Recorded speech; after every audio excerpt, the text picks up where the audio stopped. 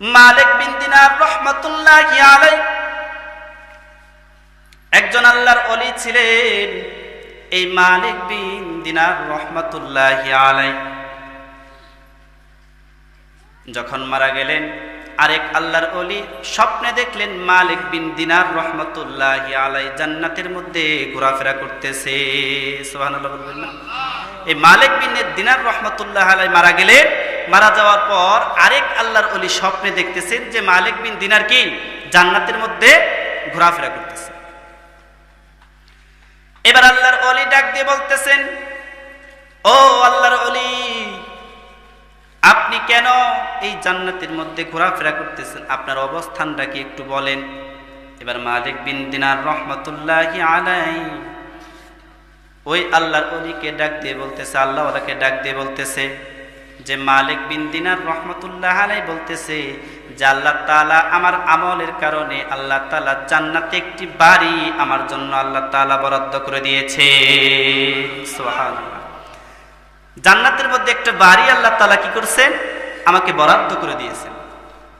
এবার মালিক বিন দিনার রাহমাতুল্লাহি আলাইহি এই কথা বলার সঙ্গে সঙ্গে মালিক বিন দিনার আবারও বলতেছে, আমাকে একটা সুন্দর বাড়ি আল্লাহ তাআলা উপহার দিয়েছেন, কিন্তু আমার চাইতে সুন্দর বাড়ি একটা কামারকে আল্লাহ তাআলা দান করে দিয়েছে। সুবহানাল্লাহ। কি করছেন? মালিক বিন দিনার আল্লাহর একজন ওলি ছিলেন। ওলি থাকার পরেও এই ওলিকে আল্লাহ তাআলা একটা বাড়ি, একটা সুন্দর বাড়ি উপহার দিয়েছেন জান্নাতে। আর এই মালিক বিন দিনার বলতেছে যে আমার চাইতেও সুন্দর বাড়ি, আমার বাড়ির চাইতে আরো সুন্দর বাড়ি, আরো বেশি সুন্দর, বেশি দামি বাড়ি আল্লাহ তাআলা একটা কামারকে দান করে দিয়েছেন।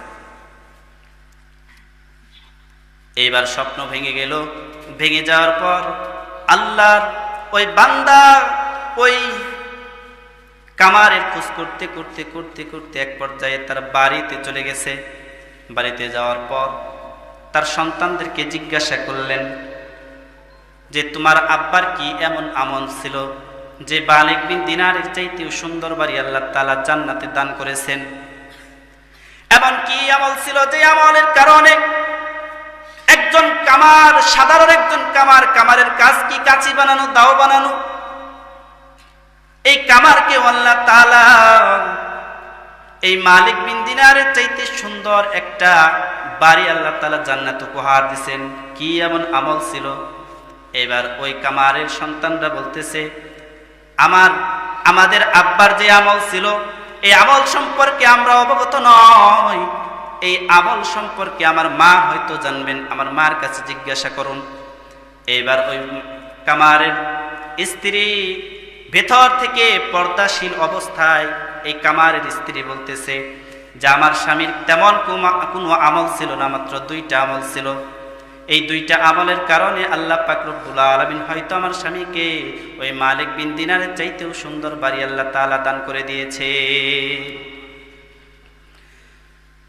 এবার ওই আল্লাহর ওলি বলতেছে, কি আমল একটু শুনেন, আমরা বলেন, একটু শুনতে চাই।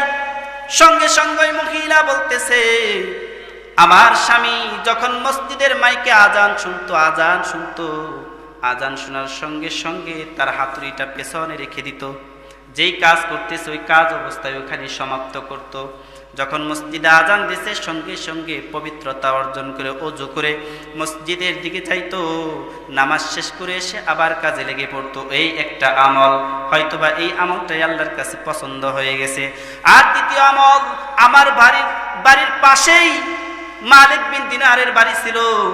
মালিক বিন দিনার ওই বাড়িতে বসে বসে যখন তাহাজ্জুদের নামাজের জন্য উঠতেন, আমার স্বামী আফসোস করতেন, আহারে আমি একজন কামার হওয়ার কারণে আমি এই যে এত টাকা পয়সা, এত সম্পদ মালিক বিন দিনারের আছে থাকার কারণে তিনি আল্লাহর ইবাদত করতে পারতেছেন, কিন্তু আমি একজন কামার হওয়ার কারণে আমি এই ইবাদত করতে পারতেছি না। এই জন্য এই আফসোসটা আমার স্বামী প্রতিদিন করেছেন। এই জন্য আমার স্বামীকে হয়তো আল্লাহ তাআলা পছন্দ করেছেন। এবার আল্লাহর ওলি বলতেছে যে আপনার স্বামীকে আল্লাহ পাক রব্বুল আলামিন ওই মালিক বিন দিনারের চাইতেও দামি সুন্দর বাড়ি আল্লাহ তাআলা জান্নাতে দান করে দিয়েছে। সুবহানাল্লাহ। আল্লাহ তাআলা এই মালিক বিন দিনার রহমাতুল্লাহি আলাইহির চাইতে একজন কামারকেও সম্মানিত করলেন কেন? তার আমলের কারণে।